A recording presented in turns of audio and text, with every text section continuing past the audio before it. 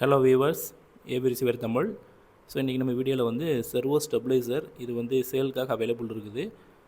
So இதை பற்றி தான் நம்ம வந்து பார்க்க போகிறோம். ஸோ வீடியோ ஸ்கிப் பண்ணாமல் பாருங்கள். ஸோ ஸ்டெபிளைசர் வந்து எதுக்கு யூஸ் பண்ணணும் அப்படிங்கிறத நான் வந்து ஃபஸ்ட்டு சொல்கிறேன். இப்போ நார்மலாக உங்கள் வீட்டில் வந்து வோல்டேஜ் வந்து மெயின்டைன் ஆகுது 200 எபோவ் 200க்கு மேலே மெயின்டைன் ஆகுது. 200 210 இல்லாட்டி 220 அப் டு 230 வரைக்கும் மெயின்டைன் ஆகுது. அப்படிங்கக்கூடிய பட்சத்தில் ஸ்டெபிளைசர் வந்து யூஸ் பண்ணுறதுக்கு வந்து அவ்வளோவா நெசசிட்டி இருக்காது. பட்டு அது ஸ்டேபிளாக இருக்குதா அப்படிங்கிறது நம்மளால் வந்து கண்டுபிடிக்க முடியாது. ஏன்னா அது எப்போ கூடும், எப்போ குறையும், எப்போ வந்து ஃப்ளக்சுவேஷன் வோல்டேஜ் வந்து எப்போ ஃப்ளக்சுவேஷன் ஆகும் அப்படிங்கிறது நம்மளால் வந்து கணிக்க முடியாது. ஸோ இந்த மாதிரி வோல்டேஜ் வந்து ஃப்ளக்சுவேஷன் வந்து ஆகுது அப்படின்னா ஏவிஆருக்கு வந்து ப்ராப்ளம் ஆகும். என்ன மாதிரியான ப்ராப்ளம் வரும் அப்படின்னு பார்த்தீங்கன்னா, லோ வோல்டேஜாக ஆகுச்சுன்னா, இப்போ பிலோ 200க்கு கீழே போகுது அப்படிங்கக்கூடிய பட்சத்தில் ஏவிஆர் வந்து என்ன ஆகும்னா ஆஃப் ஆகி ஆன் ஆகிட்டே இருக்கும். ஸோ நம்மளால் ஒரு ஃபீல் ஃப்ரீயாக நம்ம வந்து மூவி வந்து பார்த்து என்ஜாய் பண்ண முடியாது. இது ஹை வோல்டேஜ் வருது அப்படிங்கக்கூடிய பட்சத்தில் 230 240 இதை வந்து தாண்டுது அப்படிங்கக்கூடிய பட்சத்தில் என்ன ஆகும் அப்படின்னா, உள்ளே இருக்கக்கூடிய டிரான்ஸ்ஃபார்மர், இப்போ இந்த ஏவிஆர்லாம் பார்த்திங்கன்னா எல்லாமே டிரான்ஸ்ஃபார்மர் டைப்பு தான். ஸோ இந்த இதுக்குள்ளே தெரியுது பார்த்தீங்களா? ஸோ இதுதான் வந்து டிரான்ஸ்ஃபார்மர். இந்த டிரான்ஸ்ஃபார்மர் தான் ஏவிஆருக்கு ஃபுல் சப்ளை வந்து கொடுக்கக்கூடியது. இதில் இருக்கக்கூடிய ஆம்ப்ளிஃபையருக்கு, இதில் இருக்கக்கூடிய ப்ரீஆம்ப் போர்டுக்கு, இதில் இருக்கக்கூடிய மதர் போர்டுக்கு எல்லாத்துக்குமே சப்ளை கொடுக்கக்கூடியது வந்து பார்த்திங்கன்னா இந்த டிரான்ஸ்ஃபார்மர் தான். ஒரு ஹை வோல்டேஜ் வருது அப்படின்னா என்னாகும்னா டிரான்ஸ்ஃபார்மர் போகிறதுக்கு வாய்ப்புகள் அதிகமாக இருக்கும். ஸோ அந்த நிலைமைக்கு வந்து நம்ம தள்ளப்படக்கூடாது. அதுக்காக தான் நம்ம இந்த மாதிரி ஸ்டெபிளைசர் வந்து யூஸ் பண்ணணும். ஸோ இதோட யூசேஜ் என்ன அப்படின்னு பார்த்தீங்கன்னா, இந்த ஸ்டெபிளைசர் 2 விதமாக நமக்கு வந்து மார்க்கெட்டில் அவைலபிள் இருக்கும். ஒன்று வந்து பார்த்திங்கன்னா 170 வோல்ட்லேருந்து ஒர்க் ஆகக்கூடியது.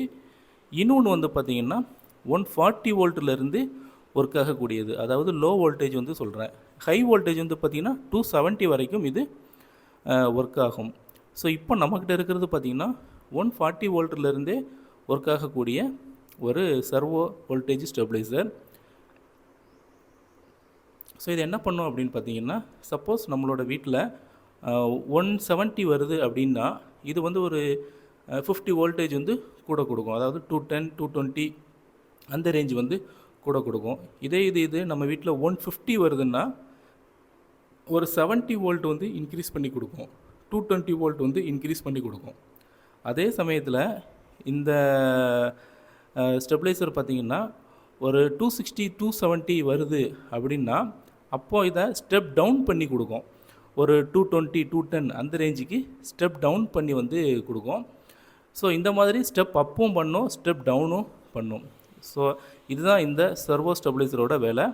ஸோ இந்த ஸ்டெபிளைசர் வந்து பார்த்திங்கன்னா 2 விதமாக இருக்குது. ஒன்று பார்த்திங்கன்னா ரிலே ஸ்டெபிளைசர்னு சொல்லுவாங்க, இன்னொன்று வந்து பார்த்திங்கன்னா சர்வோ ஸ்டெபிளைசர் அப்படின்ட்டு சொல்லுவாங்க. ரிலேன்னா நம்ம நார்மலாக சின்னதாக நம்ம ஒரு 1500 2000 நம்ம வீட்டில் டிவிக்கு ஃப்ரிட்ஜுக்கெலாம் வாங்கி வைப்போம் பார்த்திங்களா? ஸோ அதுதான் வந்து ரிலே டைப்பு. இது வந்து சர்வோ டைப்பு. சர்வோன்னா உள்ளக்க அந்த டொராய்டல் டிரான்ஸ்ஃபார்மர் மாதிரி ரவுண்ட் ஷேப்பில் ஒரு பெரிய மோட்டார் மாதிரி இருக்கும். ஸோ அதுதான் வந்து பார்த்திங்கன்னா சர்வோ மோட்டார் அப்படின்ட்டுன்னு சொல்லுவோம். தென் அதற்கு பக்கத்தில் ஒரு பெரிய ஸ்டெப் அப்பு ஸ்டெப் டவுனு பெரிய டிரான்ஸ்ஃபார்மரும் வந்து உள்ளக்க வச்சுருப்பாங்க. ஸோ இந்த ரெண்டுமே இருக்கிறனால தான் இது வந்து சர்வோ வோல்டேஜ் ஸ்டெபிளைசர். இந்த சர்வோ ஸ்டெபிளைசர் தான் எஃபிஷியன்சியாக இருக்கும். ரிலேவை காட்டிலும் சர்வோ ஸ்டெபிளைசர் தான் நல்லா எஃபிஷியன்சியாக இருக்கும். சரிங்களா?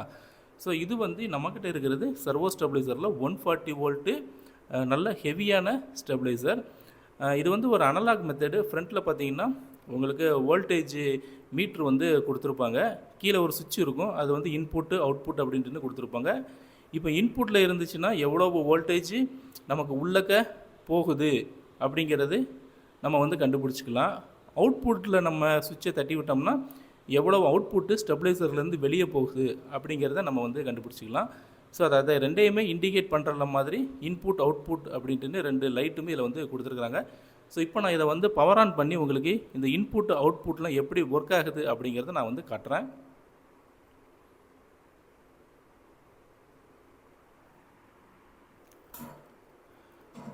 ஸோ ஸ்டெபிளைசரை இப்போ நம்ம வந்து ஆன் பண்ணியாச்சு. இப்போ இன்புட்டில் இருக்குது. ஸோ வோல்டேஜ் எவ்வளோ வருது அப்படின்னா 230 அந்த ரேஞ்சு இப்போ வந்து வோல்டேஜ் வந்து வந்துக்கிட்டு இருக்குது இன்புட்டு. சரியா? இப்போ நம்ம அந்த அவுட்புட் சுவிட்சை தட்டி விட்டு அவுட்புட் வந்து எவ்வளோ வருது அப்படிங்கிறத காட்டுறேன். இப்போ பார்த்தீங்கன்னா சுவிட்சு அவுட்புட் பக்கம் டர்ன் பண்ணியாச்சு. ஸோ இப்போ வோல்டேஜ் பார்த்தீங்கன்னா அதே மாதிரி 230 to 235 அந்த ரேஞ்ச் நமக்கு வந்து காட்டுது. ஸோ இன்புட் அவுட்புட் ரெண்டுமே இப்போ நமக்கு வந்து சேமாக தான் வந்து இருக்குது. ஓகேவா? இந்த மாதிரி சேமாக இருக்கக்கூடிய பட்சத்தில் ஸ்டெப் அப்பும் பண்ணாது, ஸ்டெப் டவுனும் பண்ணாது. டைரெக்டாகவே அப்படியே என்ன வோல்டேஜ் இருக்குதோ அந்த வோல்டேஜ் நமக்கு வந்து அப்படியே கான்ஸ்டண்ட்டாக கொடுத்துக்கிட்டே இருக்கும். சரியா?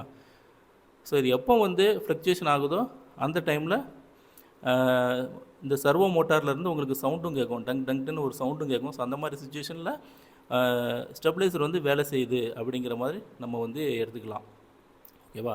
இந்த வோல்டேஜ் ஃப்ளக்சுவேஷன் வந்து பார்த்திங்கன்னா இந்த கிராமத்துப்புறம் வில்லேஜ் சைடில் இருக்கிறவங்களுக்கு கொஞ்சம் இந்த வோல்டேஜ் ஃப்ளக்சுவேஷன் அதிகமாக இருக்குது. லோ வோல்டேஜ் வந்துச்சுன்னா ஒரே மாதிரியாக ஃபுல்லாக லோ வோல்டேஜ் வந்து வருது. 140 அந்த ரேஞ்ச் வரைக்கும் லோ வோல்டேஜ் வந்து வருது. சப்போஸ் ஹை வோல்டேஜும் அதே டைமில் வரும். ஸோ இது வந்து வில்லேஜ் சைடு இருக்கிறவங்க நல்லாவே நீங்கள் வந்து ஃபீல் பண்ணியிருப்பீங்க. ஸோ அவங்களுக்கு வந்து இந்த மாதிரி ஸ்டெபிளைசர் வந்து யூஸ் ஆகும். தென் சிட்டி சைடில் இருக்கிறவங்க இடத்துல பார்த்திங்கன்னா ஃப்ளக்சுவேஷன்ஸ் வந்து இருக்கும். அதாவது ஒரு 5 நிமிஷம் வந்து பார்த்திங்கன்னா ஒரு 180 190 அந்த ரேஞ்சுக்கு போகும். பிறகு பார்த்திங்கன்னா டக்குன்னு 240 250 அந்த ரேஞ்சுக்கு வந்து போகும். ஸோ இந்த மாதிரி சிட்டி சைடில் வந்து பார்த்திங்கன்னா ஃப்ளக்சுவேஷன்ஸ் வந்து அதிகமாக இருக்கும். ஸோ இந்த மாதிரியான இடத்துலலாம் இருக்கிறவங்க கண்டிப்பாக நீங்கள் ஸ்டெபிளைசர் வந்து வச்சு யூஸ் பண்ணால் தான் நம்மளோட ஏவிஆரை நம்ம சிறப்பான முறையில் வந்து பாதுகாக்கலாம். இப்போ இல்லைன்னா ஏவிஆரில் ரிலே வந்து டக்குன்னு அடிச்சுக்கிட்டே இருக்கும், ஆஃப் ஆகும், சரியாக ஒர்க்கும் ஆகாது. இதே மாதிரி ஹை வோல்டேஜ் வந்துச்சுன்னா உள்ளக்கு ஏதாச்சும் வந்து ப்ராப்ளம் ஆகிறதுக்கும் வாய்ப்பு இருக்குது. டேரெக்டாக ஒரு 270 வோல்ட்டை உள்ளே கொண்டு கொடுத்தோம்னா டிரான்ஸ்ஃபார்மர் எரிஞ்சு போகிறதுக்கு உண்டான வாய்ப்புகளும் அதிகமாக இருக்கும். ஸோ இந்த மாதிரி நம்மளோட விலை உயர்ந்த ஏவி எக்யூப்மெண்ட்ஸை பாதுகாக்கிறதுக்கு தான் இந்த மாதிரி சர்வோ ஸ்டெபிளைசர் நம்ம வந்து யூஸ் பண்ணணும். ஸோ இந்த ஸ்டெபிளைசர் வந்து உங்களுக்கு நீடு இருந்துச்சுன்னா கூட நீங்கள் கீழே இருக்கிற நம்பருக்கு என்னை வந்து காண்டாக்ட் பண்ணிக்கோங்க. ஒரு ரீசனபிள் ப்ரைஸில் இதை நம்ம வந்து உங்களுக்கு கொடுக்கலாம். ஸோ இது வந்து நல்ல ஒரு மின்ட் கண்டிஷனில் தான் இருக்குது, ஃபுல்லாக ஒர்க்கிங் கண்டிஷன் தான். ஸோ உங்களுக்கு தேவைப்பட்டுச்சுன்னா கீழே இருக்கிற நம்பருக்கு என்னை வந்து காண்டாக்ட் பண்ணிக்கோங்க. ஓகே வியூவர்ஸ், இந்த வீடியோ வந்து பிடிச்சிருக்குன்னு நினைக்கிறேன். வீடியோ பிடிச்சிச்சின்னா நம்மளோட சேனலையும் வந்து சப்ஸ்கிரைப் பண்ணிக்கோங்க. சேல் ஓரியன்டாக எதுவும் உங்களுக்கு நீடு இருந்துச்சுன்னா தாராளமாக என்னை நீங்கள் வந்து காண்டாக்ட் பண்ணிக்கலாம். ஏவி ரிசீவர், சப்வூஃபர், ஸ்பீக்கர்ஸு எல்லாமே நம்ம வந்து சேல் பண்ணுறோம். அதே மாதிரி சர்வீஸும் வந்து பண்ணி கொடுக்குறோம். உங்களுக்கு நீடு இருந்துச்சுன்னா நம்மளை காண்டாக்ட் பண்ணிக்கோங்க. மீண்டும் அடுத்த வீடியோவில் சந்திக்கலாம். தேங்க்யூ.